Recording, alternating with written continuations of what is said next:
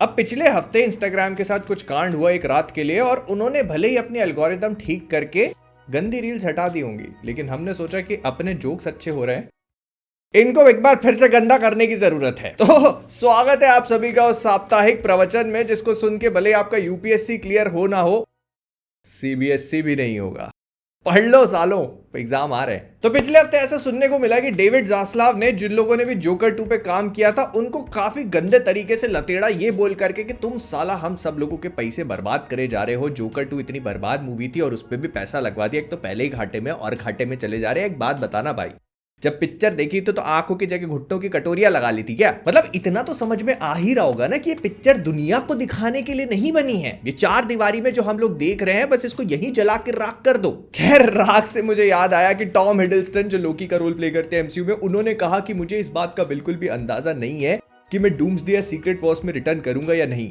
मैं बताता हूं, करेगा करेगा, और इनको अंदाजा भी है, इनको पूरा अंदाजा है, लेकिन हरामी बताएंगे नहीं यहां पर। फिर अब इस बात को लेकर फिलहाल कोई कंफर्मेशन तो नहीं है, लेकिन ऐसा सुनने में आया कि डैनियल रेडक्लिफ जो हैरी पॉटर बने थे, उनको क्ले फेस के लिए कास्ट किया जा सकता, मतलब कोई कंफर्मेशन नहीं है, बट ऐसा नाम निकल के आ रहा है कि डीसी वाले डैनियल रेडक्लिफ को क्ले फेस के लिए कंसिडर कर सकते हैं। मतलब जो इन्होंने रूपांतरण काढ़ा पिया था वो वापस से कर सकते हैं इस मूवी में। नाउ टू बी ऑनेस्ट, मैं इस खबर से बहुत ज्यादा खुश नहीं हूं यार। बंदा हैरी पॉटर बना था, क्ले फेस से तो बेटर ही डिजर्व करता है। मतलब चलो, बैटमैन आपने भी डिसाइड नहीं किया, सुपरमैन डिसाइड हो चुका है, वंडर वुमन डेव बटिस्टा को बना देगा James Gunn, flash Ezra Miller, I think clay face ठीक ही है। फिर कैथलीन केनेडी कहती है कि टाइका वाइटिटी के साथ मिलकर वो जो स्टार वॉर्स का बरसों पुराना project Thor love and blunder से भी पहले का पड़ा हुआ था, उस पे वो लोग काम जारी रखे हुए हैं। उनका ये कहना पड़ता है कि टाइका वाइटिटी के पास आइडियाज तो बहुत ही भयानक है, लेकिन उनको बांध के रखना थोड़ा मुश्किल है क्योंकि वो अपने आइडियाज के साथ बहुत वाइल्ड चले जाते हैं। ये बात हमसे अच्छा कौन जानता है। थॉर लव एंड ब्लंडर जब रिलीज हुई थी ना, यहाँ दिल पे लगी थी, यहाँ पे मैं बता रहा हूँ, तैयार हो जाओ भाइयों। स्टार वॉर्स की जो बची कुची आत्मा है ना, उसको भी खींच के निकालेगा ये आदमी। वो पैल्पेटीन ने ऑर्डर 66 लगवाया था ना, ये लगवाएगा ऑर्डर 69। क्यों? Just because it is funny. हंसो। और जब स्टार वॉर्स के गला घुटने की बात निकली ही है, तो फिर रायन गॉसलिंग भी एक स्टार वॉर्स की मूवी पे काम कर रहे हैं, लेकिन इसलिए नहीं, मैं आई लव रायन गॉसलिंग। इस मूवी को डायरेक्ट करेंगे शॉन लेवाई, जो अच्छा काम करते हैं, मतलब एक्शन वैक्शन अच्छा दिखा देते हैं वो। लेकिन कैच ये है कि ये मूवी जो rise of the sky walker की सागा थी ना, उससे सिर्फ 5-6 साल ही दूर होगी। वो जो स्टार्टिंग में लिखते हो ना, गैलेक्सी फार फार अवे, तो इसको लिखना चाहिए फार फ्रॉम रे। खैर मेरे को क्या, मैं तो डेयर डेविल की तरह अंधा हूं। लेकिन स्पीकिंग ऑफ डेयर डेविल, तो अगली खबर उसी के सीजन 2 की फिल्मिंग स्टार्ट हो चुकी है, जो कि 8 एपिसोड्स का होगा। सीजन 1 9 एपिसोड्स का। सो फार आई एम लविंग इट, और नहीं देखा हो गो वॉच ब्रेकडाउन, मस्त है। खैर, Peter Jackson Lord of the rings की एक और मूवी पे काम कर रहे थे जिसका नाम था हंट फॉर द गोलेम, और ये सपोजिडली 2026 में रिलीज होने वाली थी, लेकिन अब इसको डिले कर दिया 2027 में, which I am totally happy about.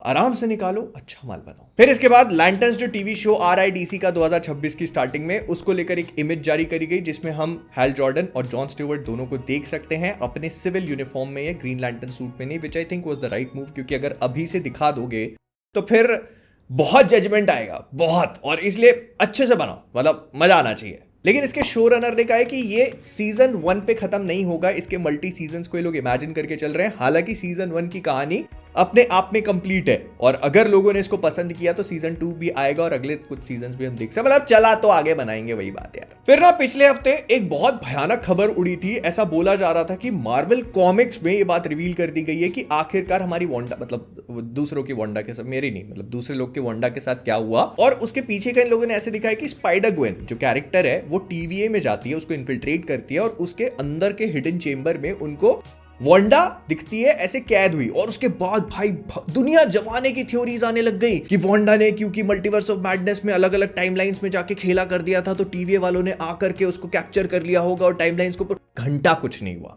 जिसने कॉमिक बनाई है उसने साफ साफ बोल दिया कि भाई ये ऑल्टरनेट कहानी है, इसको कैनन मत समझना।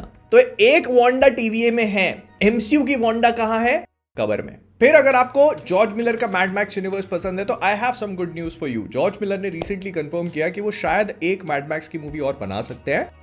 स्क्रिप्ट कंप्लीट हो चुकी है। हो सकता है कि वाली फिल्म जो हमने फ्यूरी रोड देखी थी उससे 1 साल पहले की कहानी बताए, लेकिन जॉर्ज मिलर शायद उससे पहले एक मूवी और बनाना चाहेंगे। थॉर 5 सजेशन देने में क्या जाता है, कौन सा सुन रहा है वो। फिर पिछले हफ्ते हम लोगों ने रोस्ट फर्स्ट में कवर किया था कि बहुत सारे डीसी ने एनिमेटेड शोज और अपनी आगे की स्लेट वगैरह रिलीज करी थी। नथिंग ग्राउंड ब्रेकिंग या इंटरनेट ब्रेकिंग, लेकिन हाँ इसमें कुछ आइडिया लग जाता है कि वो कहां जाने की कोशिश कर रहे थे, क्योंकि जेम्स गन ने ये बात कंफर्म करी है कि उनमें से एक एनिमेटेड शो जो कि स्टारफायर नाम का है वो डीसीयू को कैनन नहीं है, वो एल्सवर्ल्ड में टेक प्लेस करता है। और उसके अलावा भी उनका एक पूरा एनिमेशन फैमिली करके कुछ है, मतलब जो फैमिली एनिमेशन वो क्रिएट करते हैं वो सारी चीजें एल्सवर्ल्ड की, डीसीयू में क्या मतलब वो इनके साथ मिले हुए नहीं है, उनमें शामिल मत कर लेना इनको। फिर पिछले हफ्ते ऑस्कर सेरेमनी हो गई, इसमें बेस्ट पिक्चर मिला अनोरा को, बेस्ट फीमेल एक्टर भी माइकी बैडनसन को मिला अनोरा के लिए, बेस्ट एक्टर मेल ब्रूटलिस्ट के लिए एड्रियन ब्रोडी को मिला, फिर बेस्ट सपोर्टिव एक्टर में अरियल पेन के लिए कीरन कल्किन को मिला जिन्होंने काफी बढ़िया स्पीच दी, बेस्ट फीमेल सपोर्टिंग एक्टर के लिए मिला जोई सल्डाना को एमिलिया पेरेस के लिए, और बेस्ट एनिमेटेड मूवी थी Flow. And in case you guys are thinking कि ड्यून का क्या हुआ, तो उसको 2 ऑस्कर मिले, एक बेस्ट वीएफएक्स के लिए, बेस्ट साउंड डिजाइन के लिए। मेरे लिए तो पर्सनली कुछ ज्यादा इंटरटेनिंग था नहीं, किसी को चाटे भी नहीं पड़े।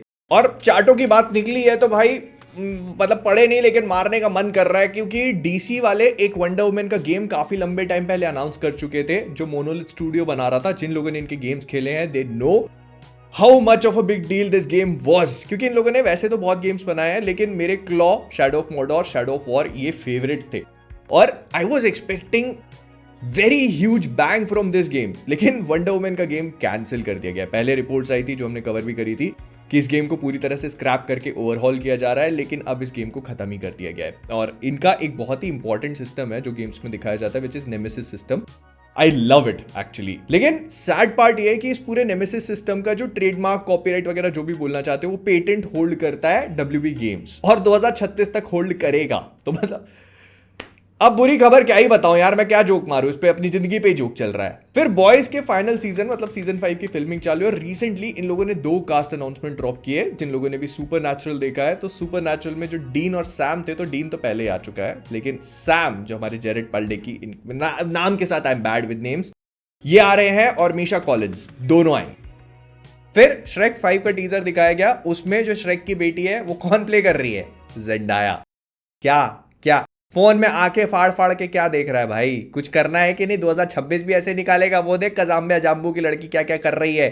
ड्यून 3, स्पाइडरमैन 4, क्रिस्टोफर नोलन की ऑडिसी, श्रेक 5, यूफोरिया 3, कुछ तो कर ले भाई, ये चाय पीते रहना है क्या समोसे के साथ। खैर रॉबर्ट पैटिंसन का कहना ये पड़ता है कि आई होप हम लोग जल्दी बैटमैन 2 की शूटिंग चालू करें, क्योंकि जब हम लोगों ने बैटमैन 1 बनाई थी तब मैं एक यंग बैटमैन था और जब तक बैटमैन 2 आएगी तब तक मैं ओल्ड बैटमैन बन जाऊंगा। ये बंदा बैटमैन 3 की तो बात ही नहीं कर रहा। और भाई साहब अगर आप अपने आप को ओल्ड बोल रहे हो तो ऐसे तो माशाल्लाह अली को अपने भुट्टे सिखवा लेने चाहिए। स्पीकिंग ऑफ विच, स्वागत है आप सभी का साप्ताहिक ब्लेड सेगमेंट में। तो ऐसा सुनने में आया कि शायद हमारे पास गुड न्यूज हो सकती है, लेकिन दूर है, भी बहुत दूर है। मार्वल एक्चुअली शायद ब्लेड 2 की स्क्रिप्ट को लेकर अब खुश है, क्योंकि केविन फाइगी और मार्शाला अली ने एक इंटरव्यू में ये बात कंफर्म करी कि जिस प्लेस पे उनकी स्क्रिप्ट है they are pretty happy about it और अब वो इसके साथ आगे बढ़ सकते हैं। लेकिन द प्रॉब्लम इज इस मूवी के लिए इनको डायरेक्टर नहीं मिल रहा, तो इन्होंने कहा कि यार नॉर्मल डायरेक्टर काम नहीं कर रहे, बड़े डायरेक्टर को उठा के लाते हैं। और इसीलिए अब शायद इस मूवी को डायरेक्ट कर सकते हैं जॉन विक बनाने वाले चैड स्टालिन्स्की। मैं मजाक नहीं कर रहा भाई, आम डायरेक्टरों के साथ काम नहीं करना था तो पहले बता देते ना अली साहब। खैर तो चैड स्टालिन्स्की डायरेक्ट करेंगे या नहीं ये थोड़ा मतलब ज्यादा ही अच्छा है। This sounds actually too good to be true. मैं जब तक नहीं मान लूंगा जब तक मैं थिएटर में बैठ के पिक्चर के रोल क्रेडिट्स नहीं देख लेता कि भाई है, मैं तब तक मैं ट्रेलरों से भी कन्विंस नहीं होने वाला हूं कि चैड स्टालिन्स्की बना रहे। पहले तो ये कन्विंस कर लो कि पिक्चर बन भी रही है कि नहीं।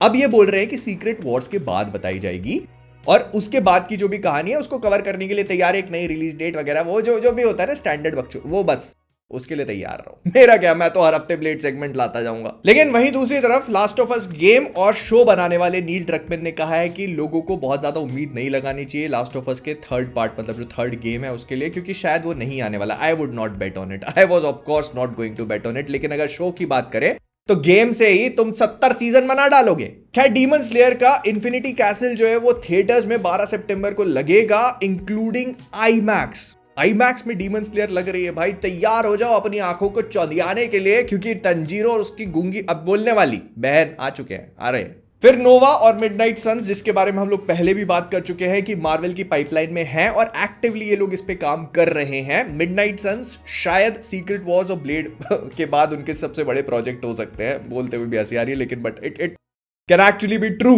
फिर ना ये सुनने में आ रहा था कि एवेंजर्स डूम्सडे शायद डिले हो सकती है। मतलब जिस तरह से इसका अभी, क्योंकि प्री प्रोडक्शन में ही है, इसको मार्च में फिल्मिंग स्टार्ट कर लेनी चाहिए थी, लेकिन अब बोल रहे हैं कि अप्रैल में स्टार्ट करेगी। तो देयर आर चांसेस कि इस मूवी को डिले किया जाए, which I am absolutely fine with. लेकिन अगर ये डिले होती है तो फिर स्पाइडरमैन 4 भी डिले करी जाएगी, कंसिडरिंग द फैक्ट कि अभी जिस डेट पे मूवी रिलीज हो रही है तो इसको आईमैक्स स्क्रीन्स नहीं मिलने वाली, मतलब मिल ही नहीं रही है।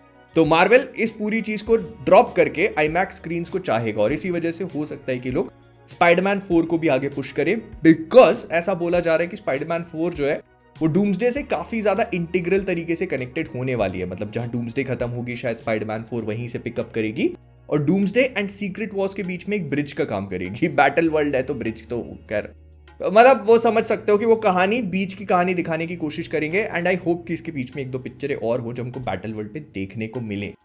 बट या फॉर नाउ ऐसा मान के चलना कि डूम्सडे स्पाइडरमैन 4 आगे पुश करी जा सकती हैं और अगर ये दोनों मूवीज पुश होती तो ऑफ कोर्स सीक्रेट वॉर्स भी होगी। फिर हमारे आरडीजे को लेकर बहुत सारी बातें पता चली, एक एक करके सब बताना शुरू करता हूं। तो सबसे पहले क्रिस्टोफर नोलन जो अपनी मूवी ऑडिसी के लिए बारात जैसी कास्ट तैयार कर चुके हैं, उन्होंने रॉबर्ट डाउनी जूनियर को भी ऑफ कोर्स पूछा ही होगा भाई, पूरी दुनिया से तो पूछ लिया इस आदमी ने।